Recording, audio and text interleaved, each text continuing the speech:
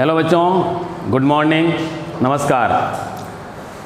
हम पढ़ रहे थे केमिस्ट्री और हमने इसमें चैप्टर स्टार्ट किया था एटॉमिक स्ट्रक्चर, यानी कि परमाणु संरचना। ठीक है, परमाणु संरचना के बारे में सबसे पहले बात की थी महर्षि कणाद नामक वैज्ञानिक ने। उसके बाद डाल्टन ने इसको डिफाइन किया कि परमाणु एक अविभाज्य कण होता है। परमाणु एक अविभाज्य कण है, अर्थात नॉन डिवाइडेबल पार्टिकल होता है। इसको हम और अधिक पार्ट में डिवाइड नहीं कर सकते। लेकिन कुछ अन्य वैज्ञानिक थे जिन्होंने बताया कि परमाणु मुख्य रूप से 3 मूलभूत कणों से मिलकर के बना होता है, जिन्हें प्रोटॉन, इलेक्ट्रॉन और न्यूट्रॉन कहते हैं। तो इलेक्ट्रॉन की खोज किस प्रकार से हुई है वो हमने बात की थी कैथोड रेज के रूप में, और इलेक्ट्रॉन की खोज कैथोड रेज के रूप में है और प्रोटॉन की खोज एनोड किरणों के रूप में हुई है। तो कल हमने पढ़ लिया था कैथोड रेज, कैथोड किरणें, साथ में हमने इलेक्ट्रॉन की प्रॉपर्टीज़ पढ़ी थी कि इलेक्ट्रॉन के गुण क्या क्या होंगे।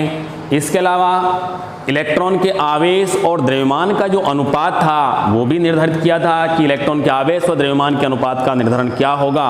और साथ में हमने पढ़ा था इलेक्ट्रॉन के आवेश का निर्धारण जो कि मिलिकन के तेल बूंद प्रयोग पर डिपेंड था। यहाँ तक कल हमने पढ़ लिया था। आज हम पढ़ेंगे इसी के आगे क्रम में। नेक्स्ट टॉपिक हमारा वो है एनोड किरणें, जिन्हें धन किरणें भी कहा जाता है या इन्हें कैनाल किरणें भी कहते हैं। तो टॉपिक हमारा नेक्स्ट वो है एनोड किरणें। एनोड किरणें जिन्हें हम कहेंगे धन किरणें या इन्हें कैनाल किरणें भी कहा जाता है, कैनाल किरणें। और इन्हीं को आगे जाकर के क्या कहा गया, प्रोटॉन। तो हमारा नेक्स्ट टॉपिक है ये एनोड किरणें, धन किरणें, कैनाल किरणें और प्रोटॉन। तो ध्यान सुने, एनोड किरणों की खोज की थी खोजकर्ता वो हैं गोल्डस्टीन। गोल्डस्टीन ने एनोड किरणों की खोज की थी और इन्होंने डिफाइन किया कि एनोड किरणें किस प्रकार से प्राप्त होती। एक कैथोड किरण नलिका के समान ट्यूब ली इन्होंने, कांच की विसर्जन नलिका, और कांच की विसर्जन नलिका लेकर के इन्होंने इसमें छिद्रित कैथोड का प्रयोग किया है। मतलब कैथोड के अंदर क्या बना दे, छिद्र बना दिए।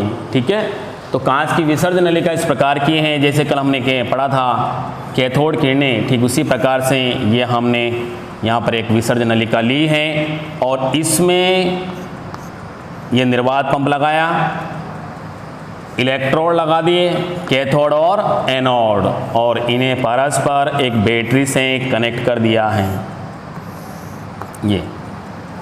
ये है कैथोड और ये है एनोड,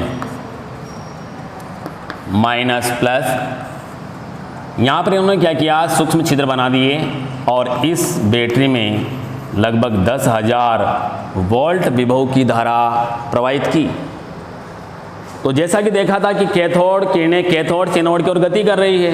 इस तरीके से कैथोड से एनोड की ओर कुछ किरणें हैं जिन पर नेगेटिव चार्ज होता है, वह कैथोड वाले भाग से एनोड वाले भाग की ओर एक सीधी रेखा में गति करती।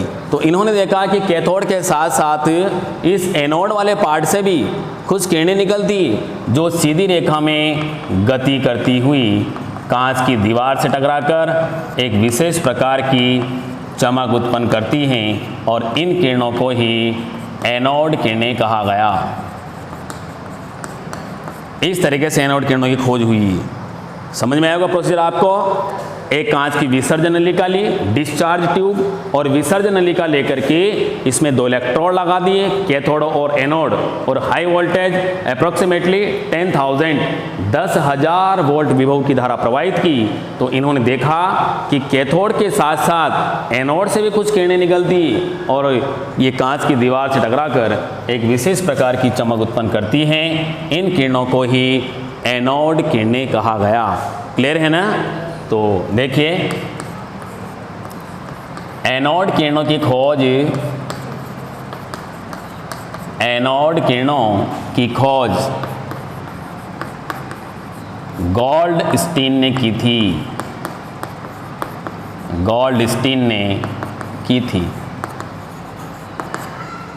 इन्होंने अपने प्रयोग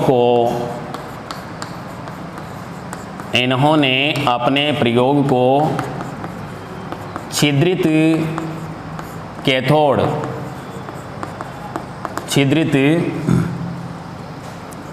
कैथोड के साथ दोहराया। छिद्रित कैथोड के साथ दोहराया। कांच की विसर्जन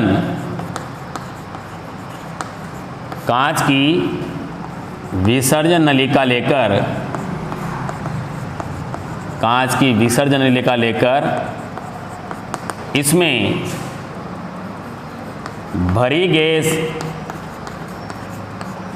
भरी गैस का दाब कम करके उच्च विभव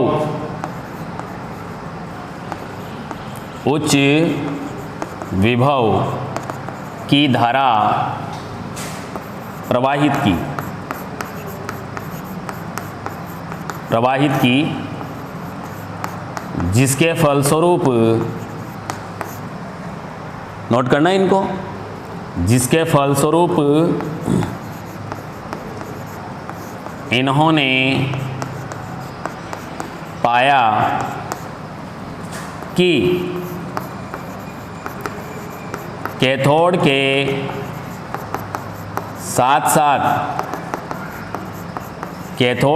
साथ एनोड से भी कुछ किरणें निकलती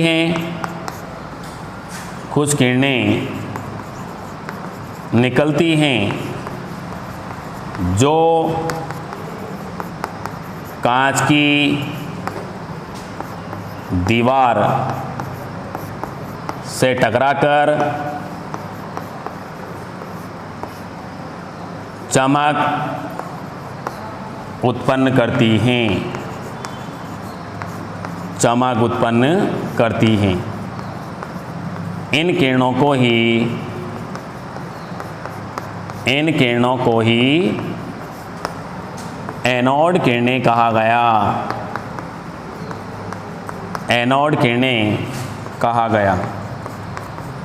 तो यह था एनोड किरणों के बारे में। कांच के एक विसर्जन नलिका लेकर के इसमें भरी हुई गैस का दाब इस निर्वात पंप के द्वारा कम किया है और निर्वात पंप के द्वारा इसका दाब कम करके इसमें उच्च विभव की धारा प्रवाहित की, जिसके फलस्वरूप इन्होंने देखा कि कैथोड से एनोड की ओर कुछ किरणें एक सीधी रेखा में गति करती हुई कांच की दीवार से टकराकर एक विशेष प्रकार की चमक उत्पन्न करती हैं और इन किरणों को ही एनोड किरणें कहा गया। ठीक है, चलिए नोट करो इसको और डायग्राम भी बनाना है। यह है कांच की डिस्चार्ज ट्यूब, कांच की विसर्जन नलिका।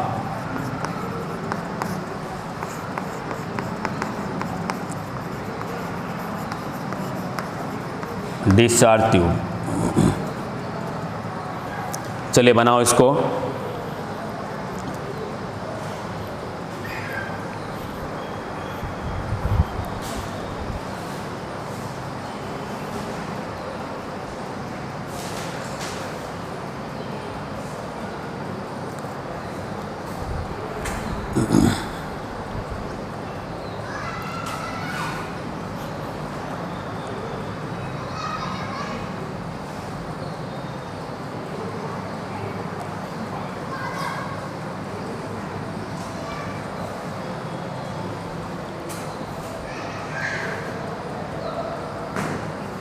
नोट कर लिया?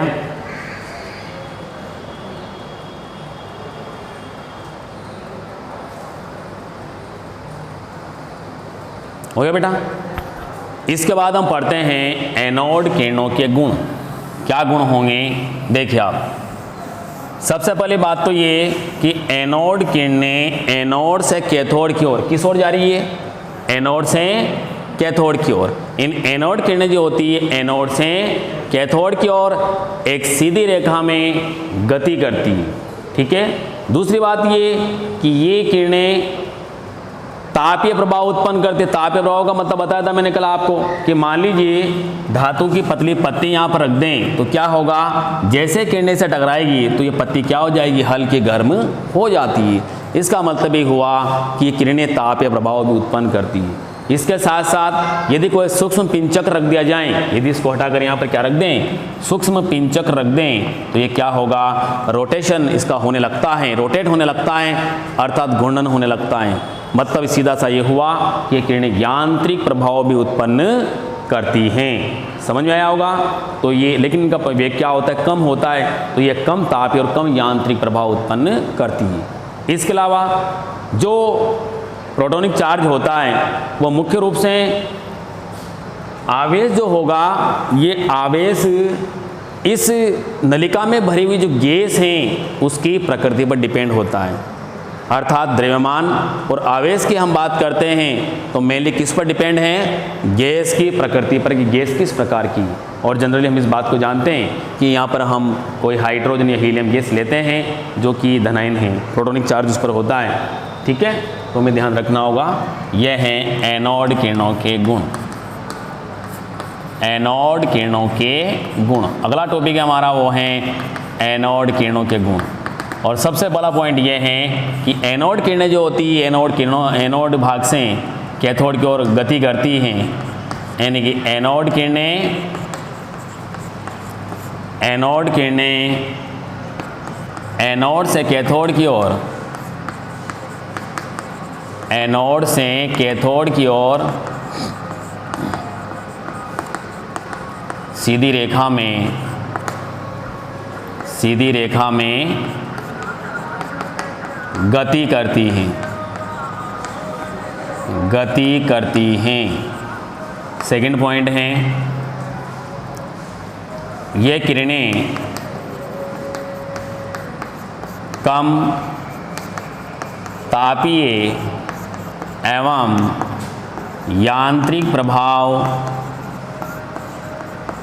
उत्पन्न करती हैं, यांत्रिक प्रभाव उत्पन्न, यांत्रिक प्रभाव उत्पन्न करती हैं।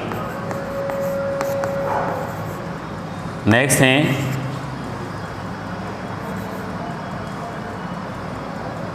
द्रव्यमान एवं आवेश, आवेश का मान नलिका में भरी,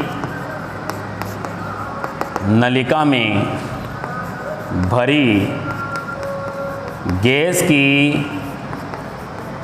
प्रकृति पर निर्भर करता है। आवेश और द्रव्यमान की जो वैल्यू है वो किस पर डिपेंड है, गैस की प्रकृति पर, किसके अंदर कौन सी गैस भरी हुई है। धनात्मक गैस हम इसमें भरते हैं तो इस रीजन से उसकी वैल्यू भी क्या आएगी, पॉजिटिव आएगी। द्रव्यमान एवं आवेश का मान नलिका में भरी गैस की प्रकृति पर निर्भर करता है। ये किरणें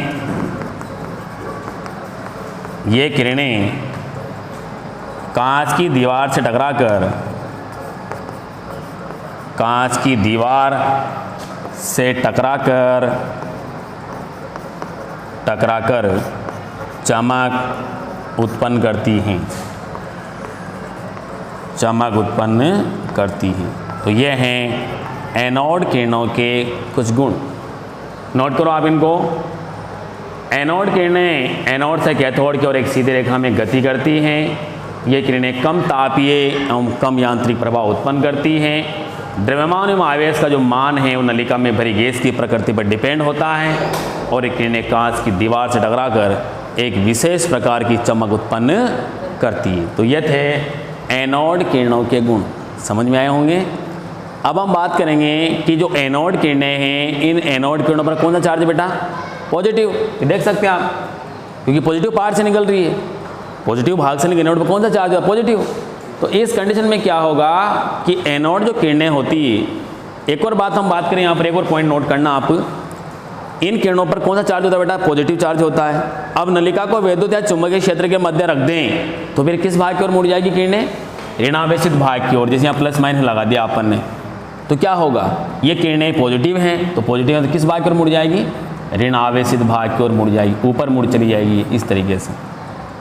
तो नेक्स्ट पॉइंट लिखो, अगला पॉइंट है अपना 5वां,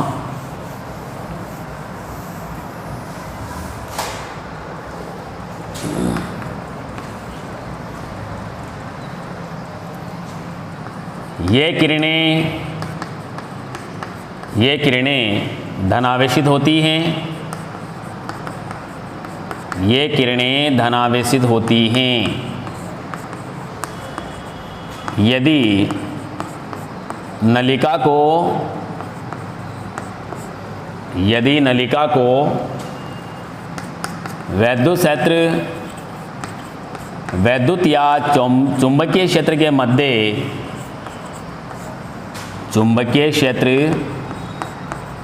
के मध्य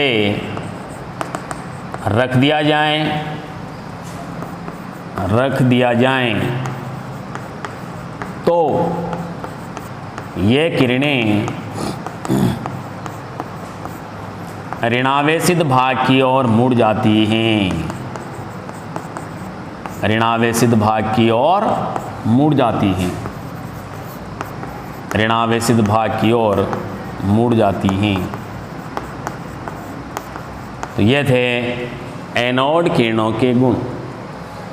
पॉजिटिव चार्ज होने से, जैसे हमने ट्यूब को विद्युत क्षेत्र या चुंबकीय क्षेत्र के मध्य रखा है तो वे किरणें सीधी रेखा में गति नहीं करेगी, अपितु यह नेगेटिव पार्ट की और नेगेटिव भाग की ओर मुड़ जाती है।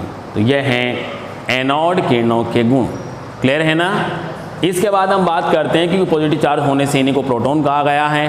तो प्रोटॉन क्या है उसके बारे में हम बात करेंगे। तो नेक्स्ट टॉपिक लिखिए, वो हैं प्रोटॉन के गुण। डायग्राम तो बना लिया होगा आप लोगों ने। प्रोटॉन के गुण,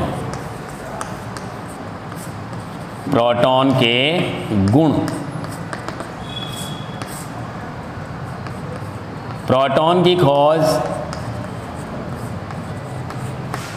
प्रोटॉन की खोज गोल्डस्टीन ने की थी।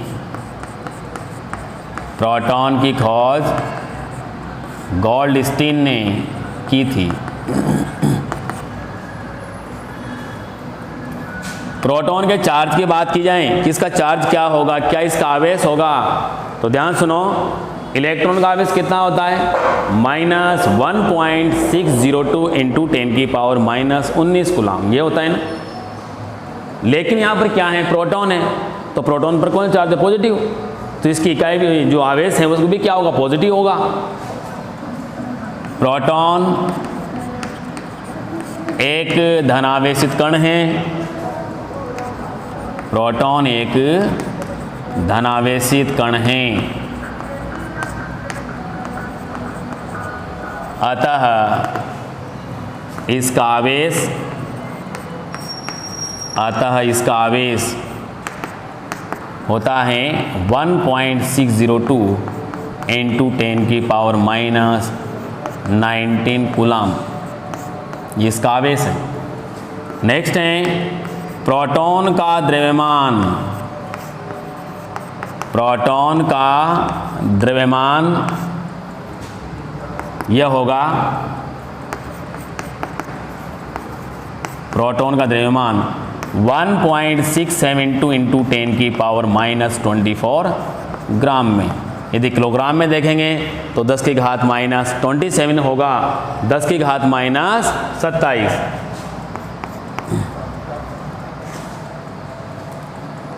प्रोटॉन के द्रव्यमान का मान इलेक्ट्रॉन के द्रव्यमान का 1837 गुना होता है, क्योंकि वो तो 1/18 पार्ट था इलेक्ट्रॉन, तो उसका कितना हो जाएगा, 18 गुना अधिक होगा। तो प्रोटॉन का जो द्रव्यमान का मान है वह इलेक्ट्रॉन के द्रव्यमान का 1837वां गुना होता है। तो यह हैं प्रोटॉन के गुण।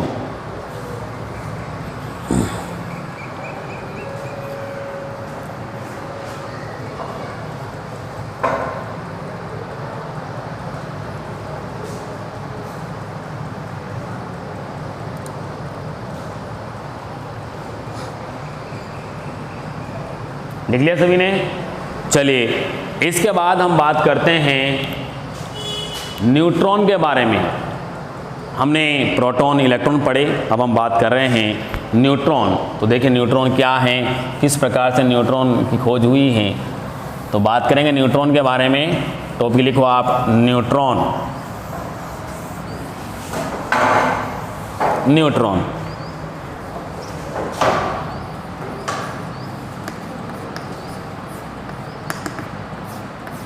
न्यूट्रॉन की खोज जेम्स चैडविक ने की थी। किसने की थी? James Chadwick. जेम्स चैडविक, इन्होंने न्यूट्रॉन की खोज की थी। इन्होंने क्या किया, बेरिलियम धातु पर अल्फा कणों की बौछार की, बमबारी की। बेरिलियम धातु पर, मेटल है बेरिलियम, एस ब्लॉक का एलिमेंट है। तो बेरिलियम पर एक धातु की प्लेट ली, मान लीजिए ये बेरिलियम प्लेट है, इस पर क्या किया इन्होंने, अल्फा कणों की बौछार की। तो अल्फा कणों की बौछार करने पर इस धातु की सतह से कुछ ऐसे कण उत्सर्जित हुए जिस पर कोई किसी प्रकार का चार्ज नहीं था, मतलब कोई आवेश नहीं था। तो इन आवेश रहित जो कण यहाँ से निकले हैं, इन कणों को ही न्यूट्रॉन कहा गया। क्या कहा इसको? न्यूट्रॉन। क्या क्या इन्होंने, बेरिलियम की धातु पर, बेरिलियम धातु प्लेट हैं, इस पर अल्फा कणों की बमबारी की, बौछार। तो जैसे ही अल्फा कणों की बौछार हुई इस पर, तो यहाँ से क्या हुआ, विकिरणों का उत्सर्जन हुआ। जैसे हम बात करते हैं रेडियोएक्टिव एलिमेंट होते हैं, रेडियोएक्टिव तत्व, यानी ऐसे तत्व होते हैं जिन पर प्रकाश आपतित हुआ, हल्का सा प्रकाश भी उनको मिला, तो वो क्या करते हैं, वहाँ से विकिरणों का उत्सर्जन करते हैं। ठीक है, तो इसी प्रकार से यहाँ पर जैसे अल्फा कणों की बमबारी की, तो यहाँ से क्या हुई, कुछ कण उत्सर्जित हुए और उन कणों का जब मेजरमेंट किया तो वो कण क्या थे, आवेश रहित थे, अर्थात उस पर कोई किसी प्रकार का आवेश नहीं था। तो इन आवेश रहित कणों को ही न्यूट्रॉन कहा गया। क्लियर है ना? तो लिखिए आप इसमें, नोट करो, न्यूट्रॉन खोज लिख लिया जेम्स चैडविक ने। ठीक है, आगे लिखो, इन्होंने बेरिलियम धातु पर, इन्होंने बेरिलियम धातु पर अल्फा कणों की बौछार की।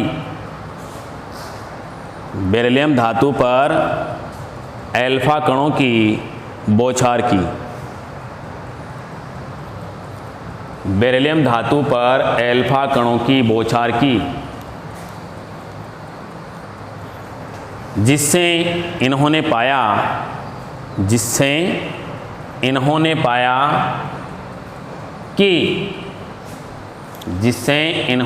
कि धातु की सतह से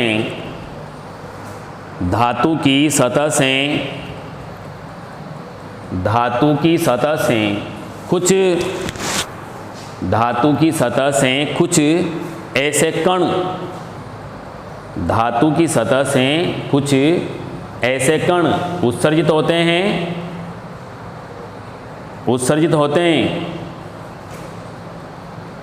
होते हैं जिन पर कोई आवेश नहीं होता है, जिन पर कोई आवेश नहीं होता है, जिन पर कोई आवेश नहीं होता है। अर्थात इन आवेश रहित कणों को ही, अर्थात इन आवेश रहित कणों को ही, अर्थात इन आवेश रहित कणों को ही न्यूट्रॉन कहा गया। इन आवेश रहित कणों को ही न्यूट्रॉन कहा गया। क्लियर हैं? ठीक है, इसके बाद लिखते हैं इनके गुण क्या होंगे। तो टॉपिक डालना न्यूट्रॉन के गुण। सबसे पहली बात तो ये कि खोजकर्ता कौन है, James Chadwick. Neutron, second point है, न्यूट्रॉन एक वैद्युत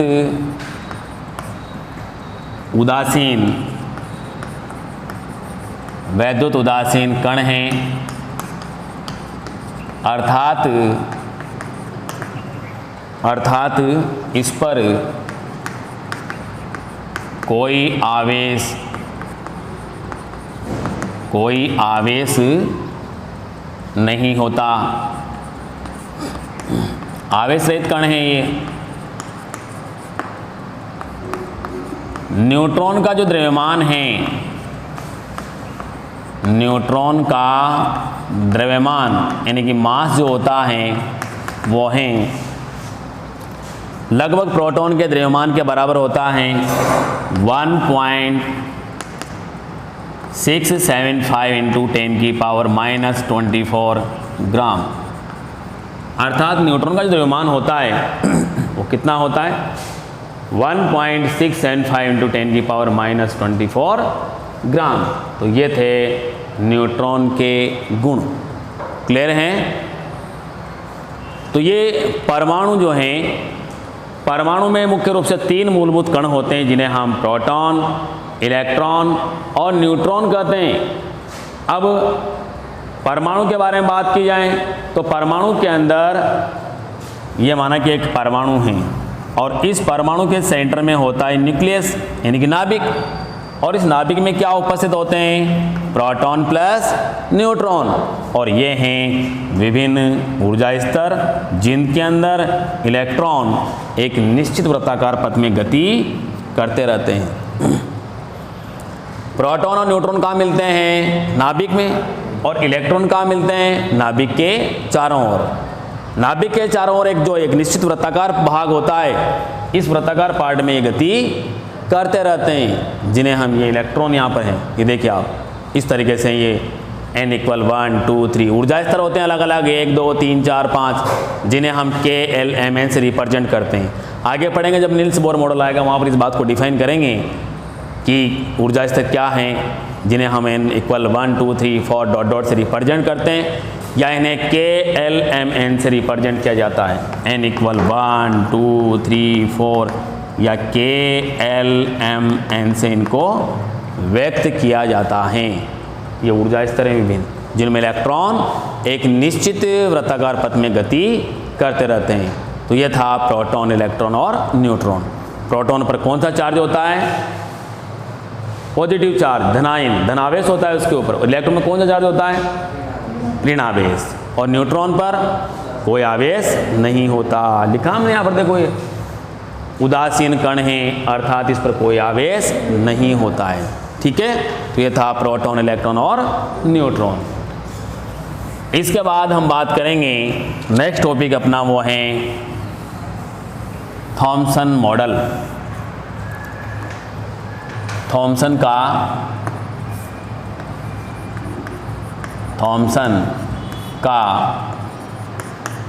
परमाणु प्रतिरूप। थॉमसन का परमाणु प्रतिरूप। तो ध्यान सुनिए, जे थॉमसन ने एक परमाणु मॉडल दिया है, एक परमाणु इनका प्रतिरूप दिया और इन्होंने ये डिफाइन किया, ये बताया कि परमाणु जो होता है ये परमाणु एक वैद्युत उदासीन कण है। परमाणु क्या होता है? उदासीन। कारण क्या होता है? उसके अंदर जितने प्रोटॉन होते हैं उतने उसमें इलेक्ट्रॉन होते हैं। मतलब प्रोटॉन और इलेक्ट्रॉन की संख्या क्या होती है? समान। जब प्रोटॉन इलेक्ट्रॉन की संख्या समान होगी तो इसका मतलब क्या हो गया?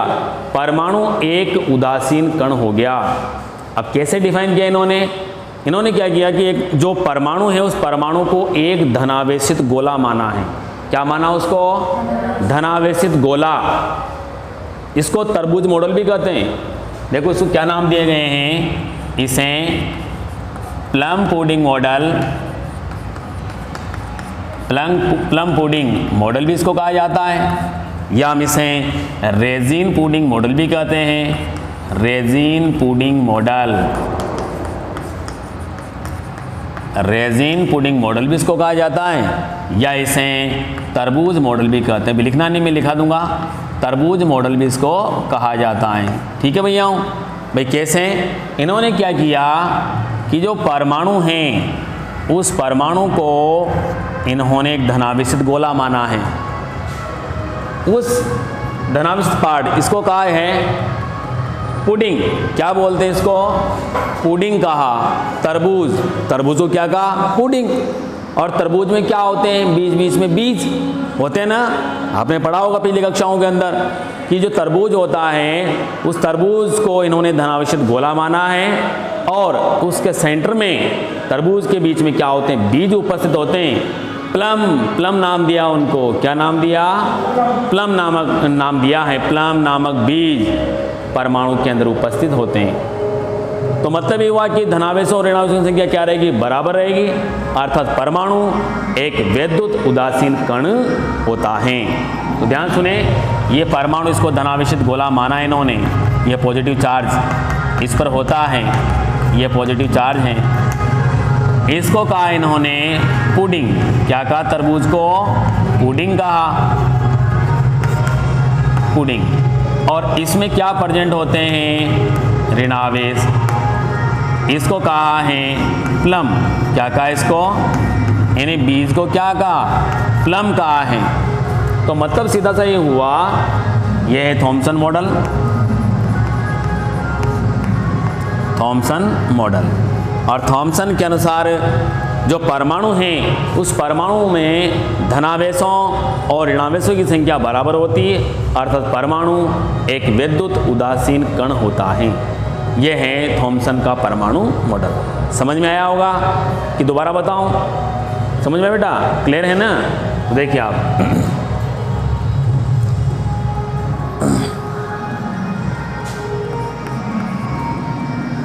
थॉमसन के अनुसार, नोट करो, थॉमसन के अनुसार परमाणु एक उदासीन, परमाणु एक उदासीन कण होता है। परमाणु एक उदासीन कण होता है।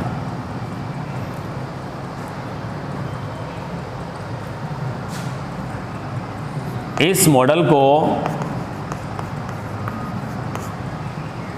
इस मॉडल को plum pudding model, plum pudding model या raisin pudding model, raisin pudding model, raisin pudding model या तरबूज मॉडल कहते हैं।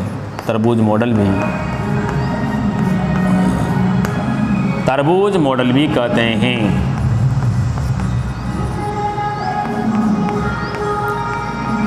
इन्होंने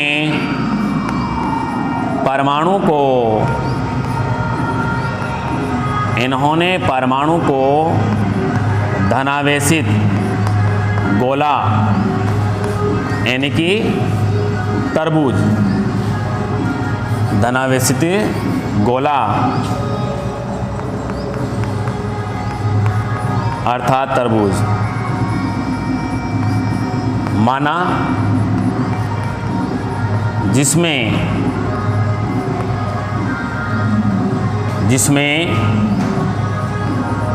प्लम नामक बीज, जिसमें प्लम नामक बीज उपस्थित होते हैं, उपस्थित होते हैं। इस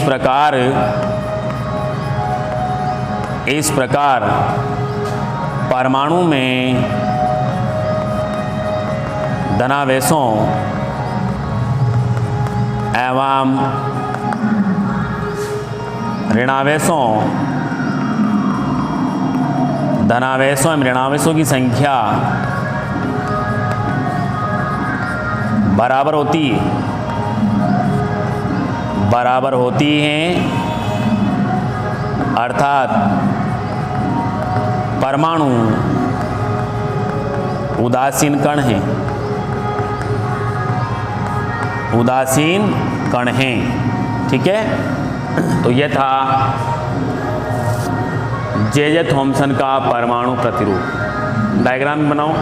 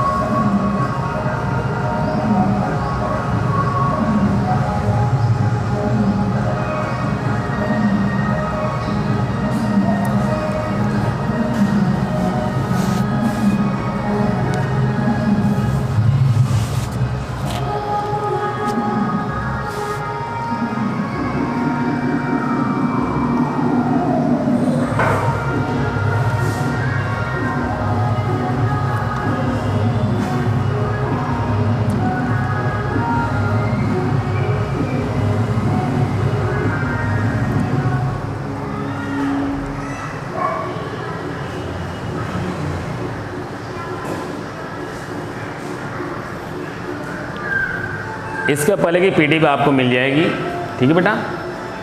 वीडियो लेक्चर हैं अपने, उनको एक बार पढ़ना, ठीक है ना। उसके आगे का अपन रेगुलर वीडियो बना रहे हैं इसके। और आज हम प्लम पुडिंग मॉडल पे पहुँचे हैं, जे थॉमसन का परमाणु प्रतिरूप। ये हमारा टॉपिक क्लियर हुआ।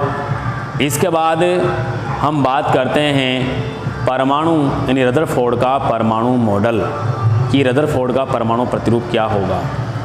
पढ़ा होगा आप लोगों ने पिछले कक्षाओं के अंदर रदरफोर्ड का परमाणु प्रतिरूप क्या होता है, कि जो परमाणु हैं, रदरफोर्ड ने सोने की एक पतली पर्णिका लेकर उस पर एल्फा कणों की बौछार की थी, जिसके फलस्वरूप उन्होंने देखा कि अधिकांश जो एल्फा कण हैं वो बिना विचलित हुए सीधे ही निकल जाते हैं, उनका विचलन नहीं होता, वो क्या होंगे, सीधे ही निकल जाते हैं। और कुछ कण ऐसे थे जो किसी पहाड़ से टकरा करके 90 डिग्री से अधिक कोण पर विक्षेपित हो गए, मतलब उनका विचलन हो गया।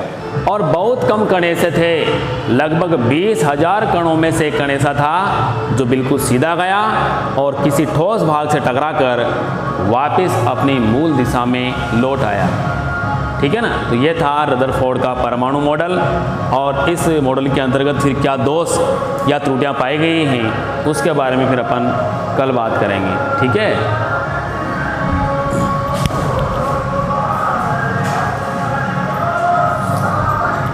ठीक है बेटा, तो ध्यान रखना। अभी तक हमने इसमें क्या क्या पढ़ा। सबसे पहले डाल्टन सिद्धांत पढ़ा। डाल्टन सिद्धांत के बाद हमने प्रोटॉन, इलेक्ट्रॉन और न्यूट्रॉन पढ़े हैं। प्रोटॉन, इलेक्ट्रॉन, न्यूट्रॉन क्या होंगे, किस तरीके से इनकी खोज हुई है, क्या इनकी प्रॉपर्टी है, तो आपको इनके जो गुण हैं वो याद करने हैं। इलेक्ट्रॉन का आवेश कितना है, प्रोटॉन का आवेश कितना होगा, इनके द्रव्यमान क्या हैं, इन पर आवेश और द्रव्यमान का अनुपात कितना होता है, मिलिकन का तेल बूंद प्रयोग क्या है ना। तो ये प्रश्न आते हैं, इससे कॉम्पिटिटिव एग्जाम में क्वेश्चन पूछे जाते हैं कि इलेक्ट्रॉन का आवेश का निर्धारण करने के लिए निम्न में से कौन सा प्रयोग किया गया, तो हम क्या बोलेंगे, मिलिकन का तेल बूंद प्रयोग। तो इस तरीके से और भी बहुत सारे क्वेश्चन बनते हैं। निम्न को सुमिलित कीजिए, जिसमें प्रोटॉन, इलेक्ट्रॉन, न्यूट्रॉन दे देंगे और जो है इधर एक साइड में आपको उनके खोजकर्ताओं के नाम देंगे। आपसे पूछा जाएगा बताइए किस प्रकार के जो इनको आप मैच करना है, इलेक्ट्रॉनिक खोजकर्ता कौन है, प्रोटॉनिक खोज है, इस तरीके से हमें उनको मैच करना होगा। तो एक कॉम्पिटिटिव एग्जाम में भी क्वेश्चन इसके पूछे जाते हैं, इसलिए यदि हमें याद हैं तो हम आसानी से उसको क्वेश्चन को सॉल्व कर सकते हैं। क्लियर है ना। आज के लिए इतना है, बाकी फिर अपन कल बात करेंगे, ठीक है बेटा।